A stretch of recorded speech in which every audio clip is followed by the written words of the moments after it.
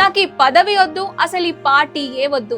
Exact గా ఇదే dialogue తో వనపర్తి పాలిటిక్స్ లో ఒక రెయిన్ సెన్సేషన్ క్రియేట్ చేశారు 18వ వార్డ్ కౌన్సిలర్ చీర్ల రజనీ గారు.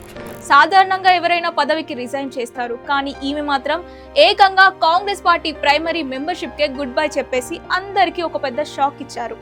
అసలు ఒక రూలింగ్ పార్టీ కౌన్సిలర్ ఇంత ఎక్స్ట్రీమ్ స్టెప్ తీసుకోవడానికి మెయిన్ రీజన్ ఏంటి అంటే, ఒకటి వార్డులో జరగాల్సిన డెవలప్మెంట్ వర్క్స్ ఆగిపోవడం, రెండవది లోకల్ లీడర్ల మధ్య ఉన్న ఇంటర్నల్ ఇష్యూస్ మరియు తనకు దక్కాల్సిన ప్రోటోకాల్ రెస్పెక్ట్ రాకపోవడం ఆమెను బాగా హర్ట్ చేసినట్టు తెలుస్తోంది.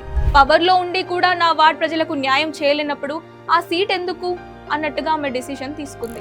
వనపర్తి మున్సిపాలిటీలో ఇదొక పెద్ద టర్నింగ్ పాయింట్ అనే చెప్పాలి. మరి వనపర్తి ప్రజలకు తమ కౌన్సిలర్ తీసుకున్న ఈ బోల్డ్ డెసిషన్ మీద ఒపీనియన్ ఏమై ఉండొచ్చు?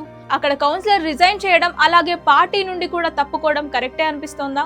కామెంట్స్ లో డిస్కస్ చేయండి. ఇలాంటి డీటెయిల్డ్ అనాలిసిస్ కోసం మా ఛానల్ ని ఇప్పుడే సబ్స్క్రైబ్ చేసుకోండి. లైక్ అండ్ షేర్ కామెంట్ కూడా చేయండి.